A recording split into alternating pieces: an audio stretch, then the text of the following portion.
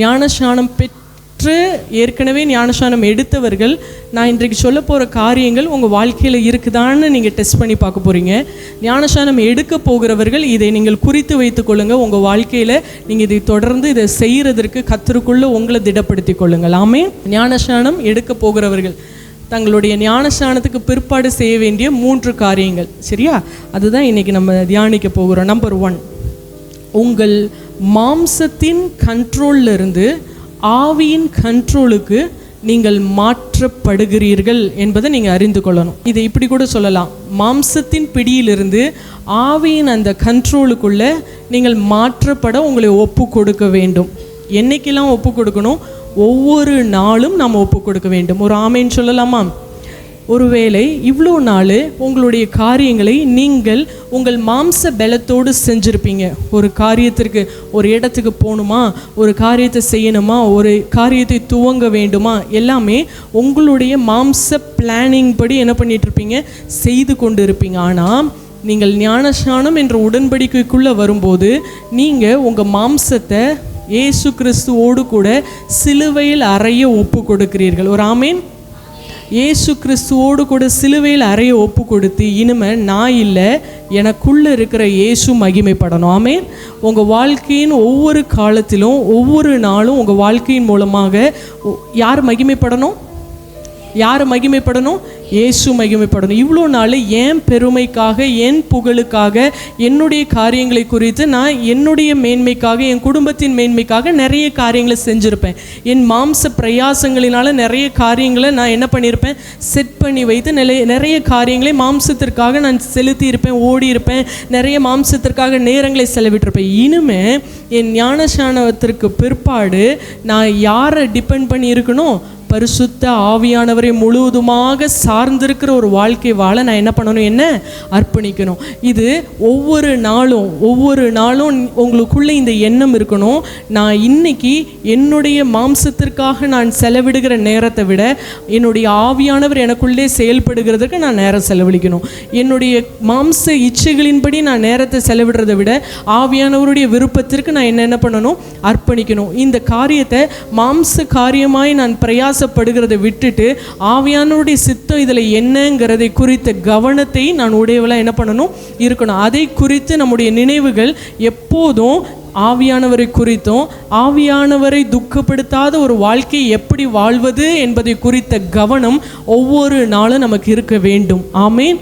ஒருவேளை நீங்கள் ஏற்கனவே ஞானஸ்நானம் பெற்றிருந்தீங்கன்னா நீங்கள் யோசிச்சு பாருங்கள், ஒவ்வொரு நாளும் பரிசுத்த ஆவியானவரை துக்கப்படுத்தாத ஒரு வாழ்க்கையை நான் வாழ்கிறேன்னா, என் வாழ்க்கையின் மூலமாக, நான் வாழ்கிற இந்த வாழ்க்கை மூலமாக பரிசுத்த ஆவியானவர் ஒரு சந்தோஷத்தை பெற்றுக்கொள்கிறாரா? பரிசுத்த ஆவியானவர் என்னை குறித்து நினைக்கும் போது அவர் சந்தோஷமாக இருக்கிறாரா? இல்லைன்னா பரிசுத்த ஆவியானவரை துக்கப்படுத்துகிற ஒரு வாழ்க்கையை நான் வாழ்ந்துட்டு இருக்கிறேன்னா? ஒருவேளை ஞானஸ்நானத்திற்கு முன்பாக இந்த வாரம் ஞானஸ்நானம் எடுக்கணும்னா அந்த ஒரு வாரம் ஒரு தீங்கான காரியத்தை செய்யணும்னா நம்ம என்ன பண்ண மாட்டோம்?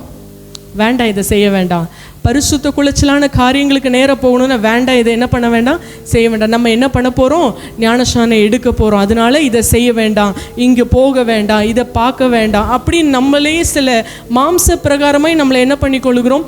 பரிசுத்தத்துக்கு நேராக நம்மை ஒப்பு கொடுக்குறோம்ல. ஞானஸ்நானம் பெற்றுக்கொண்டதுக்கு பிற்பாடு அது அதிகரித்து கொண்டே இருக்கணும். ஒவ்வொரு நாள் ஒரு ஆமீன் சொல்லலாமா? ஒவ்வொரு நாளும் அதை அதிகரிக்கணும்.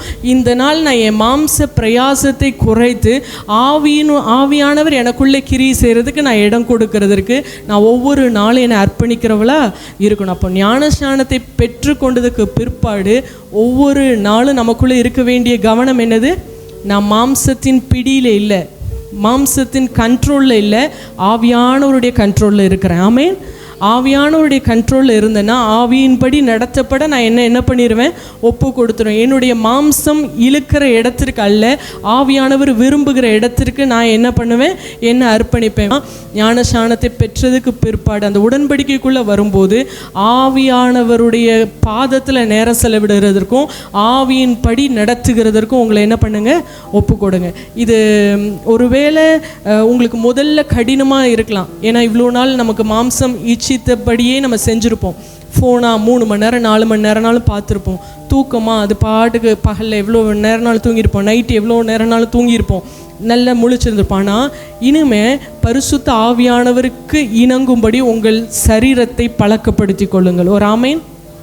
காலையில் ஒரு வேலை, சில வேலைகளில் பரிசுத்த ஆவியானவர் 3 மணிக்கு உங்களை எழுப்புறாரா, மாம்சத்திற்கு இடம் கொடுக்காம அந்த நேரத்தில் ரொம்ப தூக்கம் என்ன பண்ண தான் செய்யும், வரதான் செய்யும். அந்த இடத்துல எந்திரிச்சு ஜெபிக்கிறதுக்கு முடியாமல் இருக்கலாம். ஒருவேளை உங்கள் இருதயம், உங்கள் சரீரம் ரொம்ப பலவீனத்தோடு இருக்கலாம். ஆனால் பரிசுத்த ஆவியானவர் உங்களை ஜெபிக்கும்படி எழுப்பி விடுகிறார்னா கொஞ்சம் உங்கள் சரீரத்தை ஆவியானவருக்கு கீழ்ப்படுத்தி எழுந்து முழங்கால் போடுங்க. முழங்கால் போடுற வரைக்கும் தான் உங்களுக்கும் அந்த மாம்சத்துக்குமான போராட்டம். முழங்கால் போட்டிங்கன்னா அதுக்கப்புறம் ஆவியானவர் நம்ம என்ன பண்ணிடுவார், அவர் ஃபுல் கண்ட்ரோல் எடுத்துருவார். அப்போது சின்ன சின்ன காரியங்கள், ஒவ்வொரு சின்ன சின்ன காரியங்கள் செய்யும் போதும் பரிசுத்த ஆவியானவர்கிட்ட என்ன பண்ணுங்கள், அவருடைய ஆலோசனைக்கு உட்பட்டு செய்ய ஆரம்பிங்க. ஒரு இடத்துக்கு போகிறதுக்கு முன்னாடி ஆவியானவரே நான் இங்கே போகிறேன், நான் போகிறது உங்கள் சித்தமாக இருந்தால் என்ன பண்ணுங்கள், வழி நடத்துங்க. எனக்கு நான் இதை செய்யவா வேண்டாமா, எனக்கு இது சொல்லிக் கொடுங்க, எனக்கு வசனத்தின் மூலமாக பேசுங்க. இந்த மாதிரி ஒரு காரியம், ஒரு நபர் என்னை குறித்து சொல்லிட்டாங்க, நான் என்ன செய்ய சித்தமாக இருக்கிறீர், நான் என்ன பண்ணணும், நான் என்ன காரியங்களை ஒருவேளை நான் திருத்தி கொள்ளணுமா, இல்லை நான் ஒருவேளை இந்த காரியத்தில் நான் எப்படி ரியாக்ட் பண்ணணும், எனக்கு என்ன பண்ணி கொடுங்க, சொல்லிக் கொடுங்க. ஒவ்வொரு காரியத்திற்கும் இனிமே யாரை டிபெண்ட் பண்ணி இருக்கணும், பரிசுத்த ஆவியானவரை. ஒரு மனுஷன் இல்லை, ஒரு மனுஷனுடைய காரியங்களை அல்ல. ஞானஸ்நானத்தை பெற்றுக்கொள்ளுகிற ஒவ்வொருவரும் இனிமே எந்த ஒரு காரியத்தை எடுத்தாலும் முழுக்க முழுக்க பரிசுத்த ஆவியானவரை சார்ந்தே உங்கள் வாழ்க்கை நகர்த்தப்பட வேண்டும். ஆமென். ஒரு ஆமீன் சொல்லுவோமா? இவ்வளோ நாள் நமக்கு என்ன தோணுதோ நம்ம செய்து கொண்டு இருந்தோம். இவ்வளோ நாள் நமக்கு நம்ம இஷ்டப்படி நம்முடைய காரியங்களை செய்து கொண்டு இருந்தோம். யார் நம்மள்கிட்ட என்ன காரியங்களை கேட்டாலும் நம்ம இஷ்டப்படி நம்ம என்ன பண்ணிகிட்டு இருந்தோம், நம்ம வாழ்க்கையை நகர்த்தணும். ஆனால் இனிமேல் நம்மளுடைய இஷ்டப்படி செய்வதற்காக அல்ல, பிதாவனுடைய சித்தம் நம்மிலே நிறைவேறும்படிக்கு ஒரு பிரதான திட்டத்திற்காக கர்த்தர் நம்மை முன்குறித்து அவர் அழைத்துட்டார், நம்மை தெரிந்து கொண்டு விட்டார். அப்போது அவருடைய கண்ட்ரோலுக்கு நம்மை முழுவதுமாக ஒப்பு கொடுத்தார். நம்முடைய வாழ்க்கையில் நீங்கள் எந்த ஒரு மனுஷனை ஃபாலோ பண்ணி இந்த காரியங்களை ஃபாலோ பண்ணி இல்லை, பரிசுத்த அவருடைய பாதத்தில் உட்காருங்க. எந்த டவுட் வந்தாலும் அவருடைய பாதத்தில் உட்காருங்க. எந்த ஒரு மாதிரி டிப்ரெஷனாக இருந்ததா வேதத்தை எடுத்து படிங்க. ஆவியானவரே என்னை லீட் பண்ணுங்க, இந்த காரியத்தில் நான் என்ன செய்யணும் எனக்கு சொல்லிக் கொடுங்க, இந்த நாள் எனக்கு இந்த காரியம் இருக்குது, இந்த டாஸ்க் நான் செஞ்சு முடிக்கணும், எனக்கு பெலன் தாங்க என்று முழுக்க முழுக்க மாம்சத்தின் கண்ட்ரோலிருந்து யாருடைய கண்ட்ரோலுக்கு மாற்றப்படணும், நம்ம ஆவியானவருடைய கண்ட்ரோலுக்கு. சத்தமாக சொல்லுங்க பார்க்கலாம், ஆவியானவருடைய கண்ட்ரோலுக்குன்னா மாற்றப்பட வேண்டும். அப்போ முதல்ல ஒரு ஞானஸ்நானம் பெற்றுக்கொண்ட மனிதன் தன்னுடைய வாழ்க்கையை எப்படி நகர்த்தணும், மாம்ச கண்ட்ரோல் இல்லை. நீங்கள் ரிலேட் பண்ணி பாருங்கள், உங்கள் வாழ்க்கையின் ஒரு நாளை எப்படி மாம்சத்துக்கு ஏற்ற விதமாய் நம்ம இதுவரைக்கும் செலவிடுகிறோம். இனிமேல் அப்படி அல்ல. ஒருவேளை இது ஒரே நாளில் நடக்கிற சேஞ்ச் இல்லை, ஆனால் ஒவ்வொரு நாளும் இந்த வாழ்க்கையில் ஆவியானவரோடு நடக்கிற அனுபவத்தில் நீங்கள் முன்னேறி கொண்டே இருக்கணும். ஆமென். ஆவியானவர் சொல்கிற காரியங்களை கேட்டு முதல்ல அது கடினமாக இருந்தாலும் அவருடைய சத்தத்தை கேட்டு அவருடைய சித்தத்தை நிறைவேற்றுகிற கிருபைகளை நம்ம அவரோடு கூட நடக்கணும்னு பிரயாசப்படுகிற ஒவ்வொருவருக்கும் அவர் தர வல்லமை உள்ளவராக இருக்கிறார். ஆமென். அப்போ நம்பர் 1, ஆவியானவருடைய கண்ட்ரோலுக்கு நம்ம என்ன பண்ணணும், நம்மளை ஒப்பு கொடுத்துடணும். நம்பர் 2, உங்களுடைய ஜெபங்கள். ஒவ்வொரு நாளும் இவ்வளோ நாள் ஒரு வேளை சில பேர் ஜெபிக்கிற அனுபவமே இல்லாமல் இருந்திருப்பீங்க, இல்லை சில பேருக்கு ஜெபிக்கிற அனுபவங்கள் இருக்கும். ஒரு நாளைக்கு உங்களுடைய வாழ்க்கையின் முதல் 1 மணி நேரம் யாருக்கு சொந்தமானது, யாருக்கு சொந்தமானது? உங்களுடைய வாழ்க்கையின் முதல் 1 மணி நேரம் அது தேவனுக்கு சொந்தமானது. இல்லை எனக்கு என்னுடைய ஒர்க் அப்படி, என்னுடைய சிச்சுவேஷன் அப்படின்னு நீங்கள் நினச்சிங்கன்னா உங்கள் வாழ்க்கையில் ஒரு நாளைக்கு மினிமம் 1 மணி நேரம் தேவனோடு செலவிடுறதுக்கு ஒரு உடன்படிக்கையை ஏற்படுத்தி கொள்ளுங்கள். ஆமேன். சத்தமாக ஒரு ஆமேன். நான் 1 மணி நேரம் ஜெபிக்கிறது என்னால் முடியாதுன்னு நீங்கள் நினச்சிங்கன்னா, அதனால தான் நான் முதல்ல ஒரு பாயிண்ட் சொன்னேன், மாம்சத்தின் பிடியிலிருந்து யாருடைய கண்ட்ரோலுக்கு நம்ம மாறணும், ஆவியானவருடைய கண்ட்ரோலுக்கு. முதல்ல கஷ்டமாக தான் இருக்கும். இப்போ தான் நான் ஆண்டவரை ஏற்றுக்கொண்டு ஆண்டவருக்குள்ளே வரேன், இன்னும் அபிஷேகம் நான் பெற்றுக்கொள்ளலைன்னா 1 மணி நேரம் ஜெபிக்கிறது ரொம்ப பெரிய டாஸ்க் தான். உங்களுடைய வாழ்க்கையின் ஒவ்வொரு நாளிலும் இந்த ஜெபம் என்கிறது உங்கள் வாழ்க்கையில் எப்படி நீங்கள் மூச்சு விடுறீங்க, அதே போல் ஜெபம் இன்றியமையாததாக இருக்க வேண்டும். ஒரு ஆமேன்னு சொல்லலாமா? ஞானஸ்நானம் பெற்றுக்கொண்டதுக்கு பிற்பாடு ஒவ்வொரு நாளும் ஒரு நாளைக்கு 1 மணி நேரமாவது ஆண்டோடைய பாதத்தில் உட்கார உங்களை என்ன பண்ணிக்கொள்ளுங்க, ஆண்டவரோடு கூட உடன்படிக்கையை ஏற்படுத்திக் கொள்ளுங்க. ஒரு நாளைக்கு கண்டிப்பாக நான் 1 மணி நேரம் ஆண்டோடைய பாதத்தில் என்ன பண்ணிடுவேன், எந்த சூழ்நிலை, ஒருவேளை 20 நிமிஷமாக பிரிச்சுனாலும் சரி, அரை மணி நேரமானாலும் சரி, எப்படியோ 1 மணி நேரம் ஒரு நாளைக்கு கண்டிப்பாக நான் என்ன பண்ணிடுவேன், ஜெபிச்சிருவேன். உங்களுடைய வாழ்க்கையில் நீங்கள் அந்த ஞானஸ்நானத்தை ஒவ்வொரு நாளும் புதுப்பித்து கொள்ளணும். இந்த ஞானஸ்நானத்தில் நான் கடைசி வரைக்கும் நிலைத்து இருக்கணும். பரலோகத்துக்கு நான் போகிற வரைக்கும், தேவனை சந்திக்கிற வரைக்கும் நான் உண்மையும் உத்தமமான ஒரு வாழ்க்கை வாழணும்னா இந்த ஜெபம்தான் உங்களை சீர்படுத்தும். இந்த ஜெபம்தான் அதற்கு நேராக உங்களை வழி நடத்தும். ஒரு ஆமேன். பல வேளைகளை நம்ம சோர்ந்து போகிற சூழ்நிலைகள் வரும். ஞானஸ்நானம் எடுத்ததுக்கு பிற்பாடு சில போராட்டங்கள் வரலாம், பலவீனங்கள் வரலாம், சத்துரு என்ன ஆயுதங்களை எய்யலாம். நீங்கள் ஸ்திரமாய் நிற்க வேண்டும் என்றால் இந்த ஜெபம் உங்கள் வாழ்க்கையில் கட்டாயம் வேணும். ஆமேன், ஆமேன். ஜெபமும் வேத தியானமும் இல்லாத ஒரு மனுஷன் அவன் எவ்வளோ பெரிய ஊழியர்களிடத்துல ஞானஸ்நானம் பெற்றிருந்தாலும் தன்னுடைய காரியங்களை மிஸ் பண்ணிடுவான். ஆண்டவன் அவனுக்காக வைத்திருக்கிற காரியங்களை என்ன பண்ணிடுவான், மிஸ் பண்ணிடுவான். அதனால் நான் ஞானஸ்நானம் எடுத்துட்டேன், இனிமே என்னைக்கோ கர்த்தர் உணர்த்தும் போது முழங்கால் படிட்டு ஜெபிப்போம். இல்லை, ஒவ்வொரு நாளும் நீங்கள் தேவனை சந்திக்கிற அந்த குவைட் டைம் உங்கள் வாழ்க்கையில் இருக்க வேண்டும் கட்டாயமாக. ஆமேன். நீங்கள் தேவனோடு கூட செலவிடுகிற நேரம் என்று ஒரு நேரம் உங்கள் வாழ்க்கையில் என்ன பண்ணணும், ஒவ்வொரு நாளும் இருக்கணும். கர்த்தருடைய வார்த்தை, இந்த ஜெப நேரத்திலேயே ஒரு பகுதி கர்த்தருடைய வார்த்தையை என்ன பண்ணணும், தியானிக்கணும். எதை தியானிக்கணும், கர்த்தருடைய வார்த்தையை. நம்பர் 1 சொன்னேன், உங்கள் மாம்ச கண்ட்ரோல்லேருந்து ஆவியானுடைய கண்ட்ரோலுக்கு நீங்கள் என்ன பண்ணிடணும், உங்கள் சிந்தையில் இன்றைக்கே உங்கள் மனசில் பொருந்திடணும். இனிமேல் என் மாம்ச இச்சைப்படி, மாம்ச காரியங்களின்படி அல்ல, ஆவியானுடைய சித்தப்படி என் வாழ்க்கையை நடத்த என்னை அர்ப்பணிக்கணும். நம்பர் 1. நம்பர் 2, டெய்லி 1 மணி நேரமாவது ஜெபிக்கிற ஒரு அனுபவம் எனக்கு வேணும். அந்த ஜெபத்திற்குள்ளவே இதை எழுதிக்கோங்க, வேதத்தை தியானிக்கணும். டெய்லி வேதத்தை தியானிக்கிற ஒரு நேரம் என் வாழ்க்கையில் வேணும். வேதத்தை தியானிப்பதற்கு பல எக்ஸ்பீரியன்ஸ், பல அனுபவங்கள் இருக்குது. அதில் ஒரு மெத்தட் இன்றைக்கி நான் உங்களுக்கு சொல்லித்தரேன். அந்த மெத்தடு பேர் சோப் மெத்தட்னு சொல்லுவாங்க. சோப், SOAP, வேதத்தை தியானிக்கிறதுக்கான ஒரு மெத்தட். எஸ் அப்படின்னா ஸ்கிரிப்சர், அந்த கர்த்தருடைய வார்த்தையை குறித்த ஒரு பகுதி, ஏதோ ஒரு பகுதி எடுத்துட்டு, அதுக்கப்புறம் ஓ எதுக்காகனா அதை அப்சர்வ் பண்ணணும், ஏ அதை அப்ளை பண்ணி பார்க்கணும், பி ப்ரேயர். ஸோ இதை நான் டீட்டெயிலாக எக்ஸ்பிளைன் பண்ணுறேன். கர்த்தருடைய வார்த்தையிலேருந்து, வேதத்திலேருந்து ஏதோ ஒரு பகுதி எடுத்துக்கோங்க. ஃபார் எக்ஸாம்பிள், இப்போ மத்தேயு, மார்க்கு, லூக்கா, யோவானில், மத்தேயுவில் ஏதோ ஒரு அதிகாரத்தை எடுத்து அதில் இப்போ விதைக்கிறவனுடைய உவமை இருக்குதுன்னு வச்சுக்கோங்க. அந்த பகுதி எடுத்துட்டு, அந்த பகுதியே ஒரு 8 வசனம் வருது, 10 வசனம் வருதுன்னா அதை வாசித்து, அது ஒருவேளை நீங்கள் சின்ன வயசில் இருந்தீங்கன்னா அதை எழுதி பாருங்கள். அந்த பேசேஜை எழுதி அதை அப்சர்வ் பண்ணி பாருங்கள். அந்த வார்த்தைகள் என்ன சொல்லுது, என்ன அந்த சம்பவம் என்ன குறிப்பிடப்பட்டிருக்கு அப்படிங்கிறத. ஒருவேளை எழுதுறதுக்கு முடியலன்னா திரும்ப அதை என்ன பண்ணுங்கள், வாசி அவங்க என்ன சொல்ல வராங்க, அதுக்குள்ளே இருக்கிற மைய கருத்து என்ன சொல்ல வராங்கன்னு.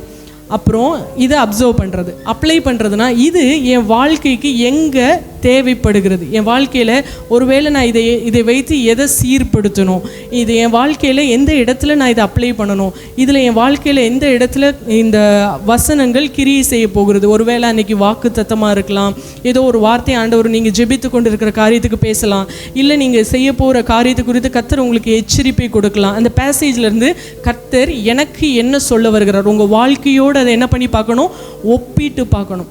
அதுக்கப்புறம் உங்களுக்கு ஒரு ரியலைசேஷன் கிடச்சிருக்கும்.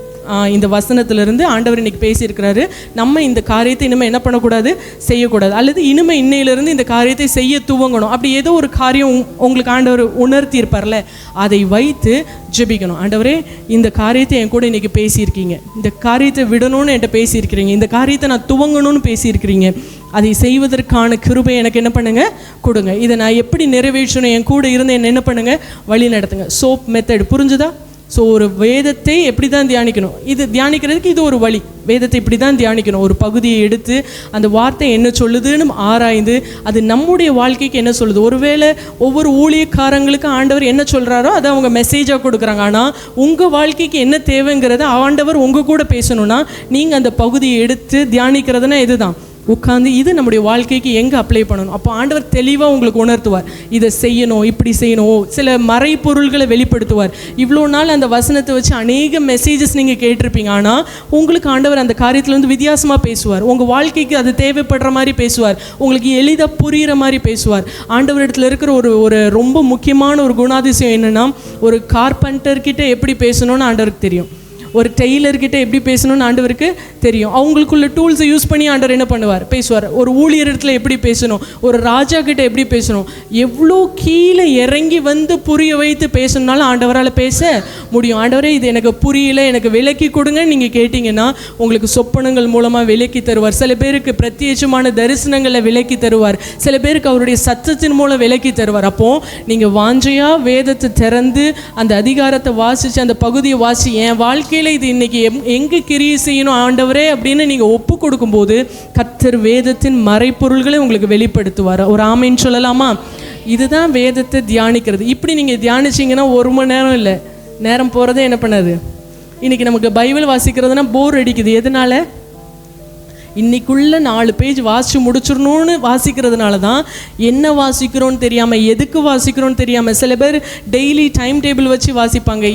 என்ன போர்ஷன் அவங்க ஏதாவது புக் மார்க் வச்சுருப்பாங்க, அந்த புக் மார்க் கீழே விழுந்துருச்சுன்னா ஏற்கனவே வாசித்ததை திரும்ப வாசிச்சுட்டு இருப்பாங்க. ஏன்? எது நேற்று வாசிச்சோன்னே அந்த அளவுக்கு நம்மளுடைய சிந்தை வாசிக்கும் போது ஏதோ ஒரு இடத்துக்கு சிந்தை என்ன பண்ணிடுது, போயிடுது. அப்போது வேதத்தை வாசிக்கும் போது நம்ம கருத்தோடு வாசிச்சோன்னா நம்ம வாழ்க்கைக்கு தேவையான உணவு, நம்ம வாழ்க்கைக்கு தேவையான சகல காரியங்களும் அந்த வேதத்தில் தான் கர்த்தர் நமக்கு என்ன பண்ணியிருக்கிறார், வைத்திருக்கிறார். அப்போது ஞானஸ்நானத்தை பெற்றுக்கொள்ளுகிறவர்கள் ஒவ்வொரு நாளும் வேதத்தை தியானிப்பதற்கென்று நேரம் வச்சுக்கோங்க. மினிமம் 20 மினிட்ஸ்தாவது என்ன பண்ணுங்கள், வேதத்தை அந்த 1 மணி நேரம் ஜெபம்னு சொன்னேன்ல, அந்த 1 மணி நேரம் ஜெபத்தில் ஒரு 20 மினிட்ஸ் ஒரு சின்ன நோட் புக்கோ ஒரு டைரியோ வச்சுக்கோங்க. ஒவ்வொரு நாள் நீங்கள் வாசிக்கிற ஒரு 4 வசனம் ஒரு சங்கீதமாக இருக்கலாம், எடுத்து அதை அப்ளை பண்ணி பாருங்கள், அப்சர்வ் பண்ணுங்கள், அதை வச்சு ஜெபிங்க. ஏசப்பா இப்போ ஃபார் எக்ஸாம்பிள் ஒரு வசனம் இருக்குது, கர்த்தர் என் மேய்ப்பராக இருக்கிறார். இன்றைக்கி வாசிக்கிறீங்கன்னா ஏசப்பா நீங்கள் மேய்ப்பராக இருந்தால் ஒரு மேய்ப்பன் என்னென்ன காரியங்கள்லாம் செய்வார் தன் நாடுகளுக்கு, அப்போ எனக்கு என் வாழ்க்கையில் இருக்கிற இந்த காரியங்கள்லாம் இருக்குது, நீங்கள் தான் மேய்ப்பராக இருந்து செய்யணும்னு அன்றைக்கு அந்த மேய்ப்பரை குறித்து தியானித்து நீங்கள் ஜெபிச்சு பாருங்களேன். உங்கள் வாழ்க்கையில் ஒரு பெரிய விடுதலை அதை நீங்கள் பார்ப்பீங்க. அது வேதத்தை தியானிக்க கர்த்தர் உங்களுக்கு வெளிப்படுத்துவார். ஏன்னா வேதம் சொல்லுகிறது சத்தியத்தை அறிவீர்கள், சத்தியம் உங்களை விடுதலையாக்கும். அப்போ உங்களுக்கு வேண்டிய விடுதலையை கர்த்தர் எதில் தான் வச்சிருக்கிறாரு, சத்தியத்தில் தான் வச்சிருக்கிறாரு. அப்போது நீங்கள் பைபிளே படிக்காமல் ஏதோ ஒரு நாள் சர்ச்சுக்கு வரும்போது மட்டும் யாரோட மெசேஜாவது கேட்குறவங்களா இருந்தீங்கன்னா உங்களுக்கான விடுதலையை நீங்கள் எப்படி பெற்றுக்கொள்ள முடியும்?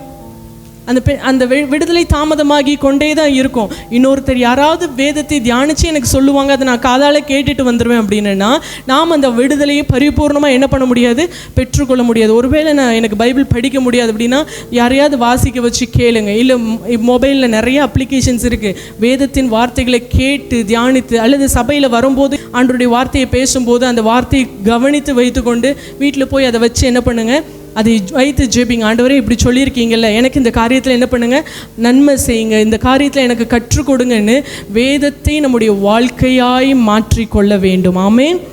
அப்போ முதலாவது மாம்சத்தின் கண்ட்ரோலிருந்து ஆவியின் கண்ட்ரோலுக்கு உங்களை ஒப்பு கொடுக்கணும். 2வது அனுதின ஜெப ஜீவியம் உங்கள் வாழ்க்கையில் வேணும். அந்த ஜெப ஜீவியத்தில் வேதத்தை தியானிக்கிற பகுதின்னு ஒன்று கண்டிப்பாக வேணும். ஒவ்வொரு நாள் ஆண்டோடைய பாதத்தில் உட்காந்து உங்கள் பிரச்சனைகளுக்கான தீர்வு, நீங்கள் காலையில் எழுந்திரிச்சு 1 மணி நேரம் ஜெபிக்கிறீங்கன்னா அந்த நாளை வெற்றியுள்ள நாளாய் கர்த்தர் காலையிலே மாற்றி தந்துடுவார். அந்த நாளை நன்மையாக மாற்றி தந்துடுவார். அந்த நாள் நீங்கள் எதிர்கொள்கிற பிரச்சனைகளுக்கான பலனை கர்த்தர் உங்களுக்கு என்ன பண்ணிடுவார், தந்துடுவார். அப்போ வேதத்தை தியானிக்கும் போது காரியங்களை இன்றைக்கி என்ன நடக்க போகுதுன்னு ஆண்டவர் என்ன பண்ணுவார், வெளிப்படுத்துவார். உங்களுக்கு எதிராய் வருகிற சத்துருக்களின் கண்ணிகளை தெரிவிக்க பண்ணுவார். அப்போது காலையிலே ஆண்டோடைய பாதத்திலே அமர்ந்து ஜெபிக்கிற ஒரு அனுபவத்துக்குள்ளே வந்துருங்க. ஒரு வசனத்தை நம்ம வாசிக்க போகிறோம். வாசிச்சுட்டு யாத்திராகமம் 14வது அதிகாரம் 21வது வசனம் நம்ம வாசித்த அதே அதிகாரத்தில் 21வது வசனம் சொல்லுது, மோசே தன் கையை சமுத்திரத்தின் மேல் நீட்டினான், அப்பொழுது கர்த்தர் ராம் முழுதும் பலத்த கீழ் காற்றினால் சமுத்திரம் ஒதுங்கும்படி செய்து அதை வறண்டு போக பண்ணினார், ஜலம் பிளந்து பிரிந்து போயிற்று. ஒரு ஆமீன் சொல்லலாமா?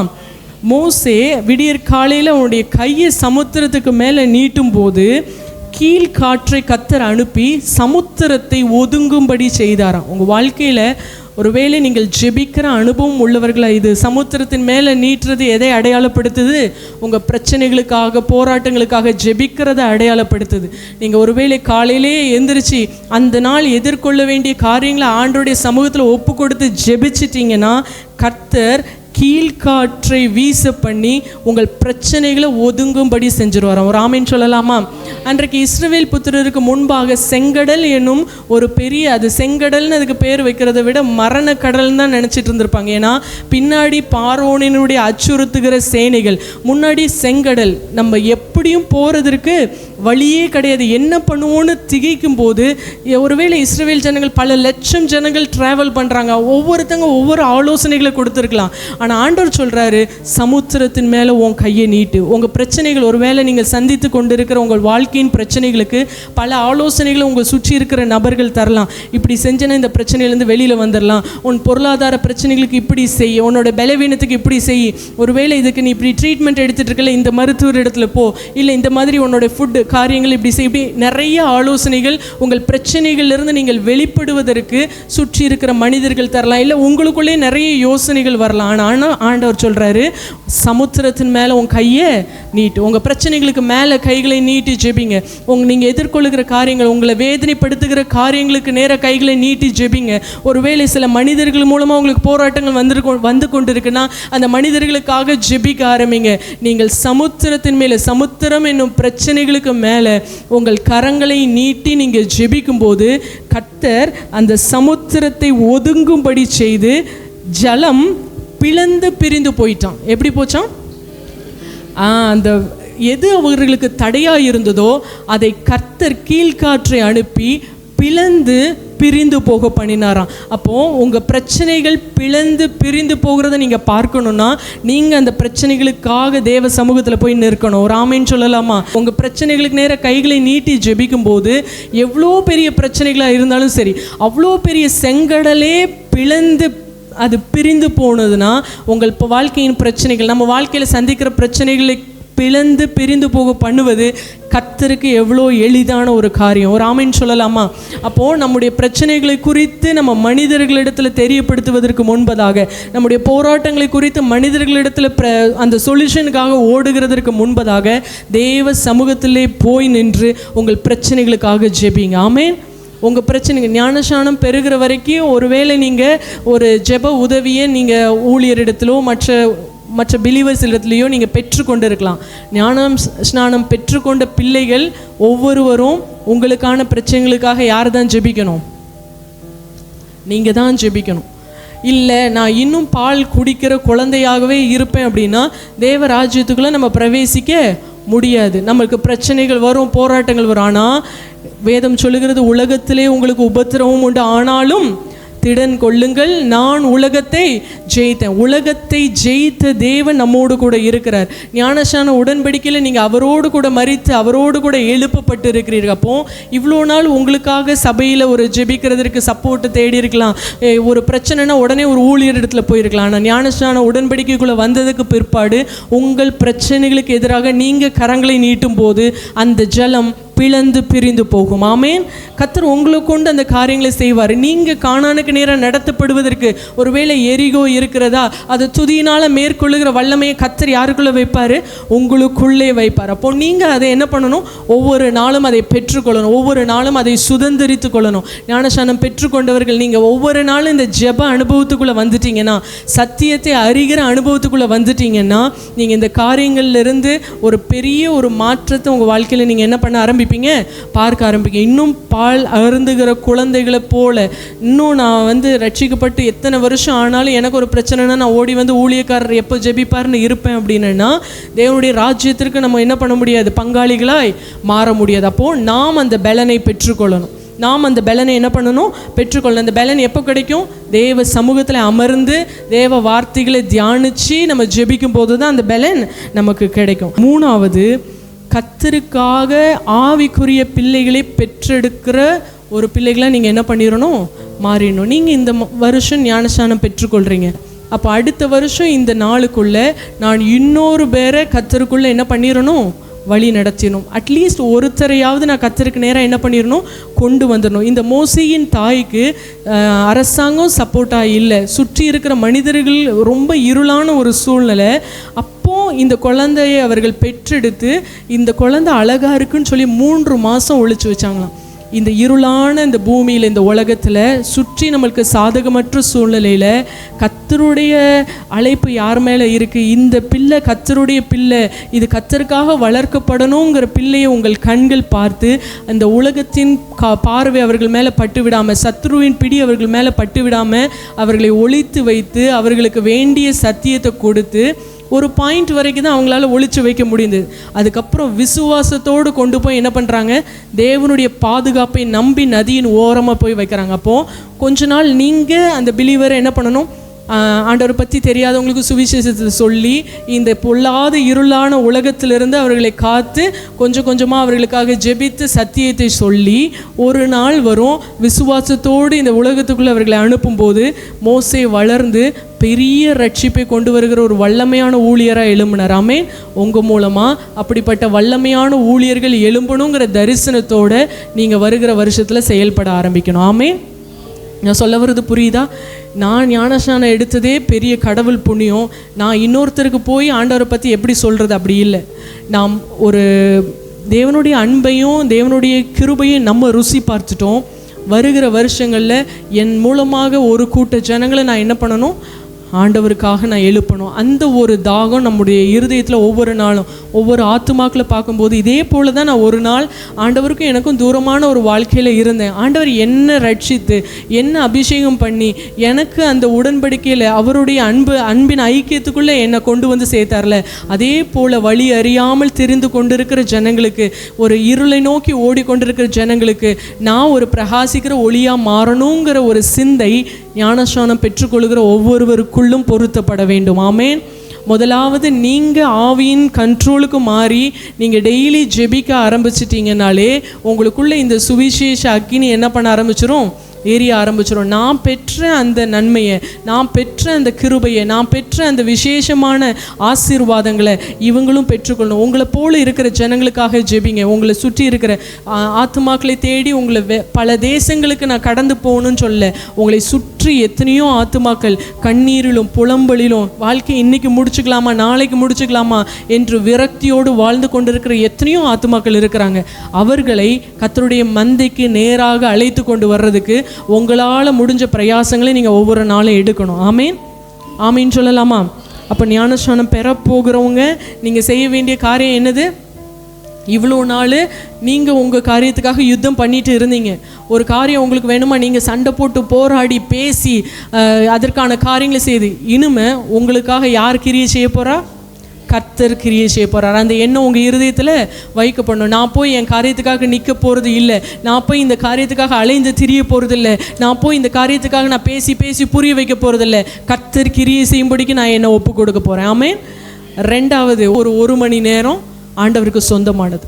அந்த எண்ணம் நமக்குள்ளே ஆழமாக பதிக்க வைக்கப்படணும். ஒருவேளை நான் ஞானஸ்நானம் எடுத்து பல வருஷம் ஆயிட்டு நான் இந்த காரியங்கள் எதுவுமே செய்யலை, நான் இன்னும் மாம்சத்தின் பிடியில் தான் இருக்கேன், நான் இன்னும் கட்டுகளோடு தான் இருக்கிறேன், நான் இன்னும் ஆத்துமாக்களை ஆதாயம் பண்ண எழும்பலை, இன்னும் ஜெப அனுபவம் எனக்குள்ளே இல்லை அப்படின்னா, நீங்கள் இன்றைக்கு உங்கள் ஞானஸ்நானத்தை புதுப்பித்து கொள்ளுங்கள். எப்படி புதுப்பித்து கொள்வது?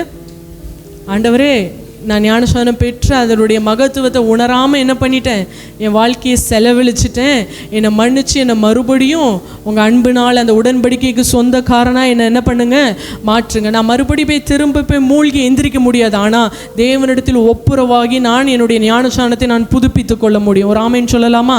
அப்போது நான் ஜெபிக்கணும், ஒவ்வொரு நாளும் ஜெபிக்கணும். அந்த யோகபேத் என்ற தாய்க்கு யோசி பாருங்கள், உலகம் முழுக்க ராஜா கட்டளை வந்துருச்சு, பிறக்கிற ஆண் பிள்ளையை கொண்டு போய் நதியில் போட்டுறணும். ஆனால் அவர்கள் விசுவாசத்தோடு ஒரு நாணர் பெட்டியை செஞ்சு அதில் பிசினும் கீழும் பூசி அதுக்குள்ளே தண்ணி போகாதவாறு மோசே அதில் வளர்த்தி அதில் கிடத்தும் போது அவங்களுக்கு எவ்வளோ கண்ணீரோடும் வேதனையோடும் இது பண்ணியிருப்பாங்க.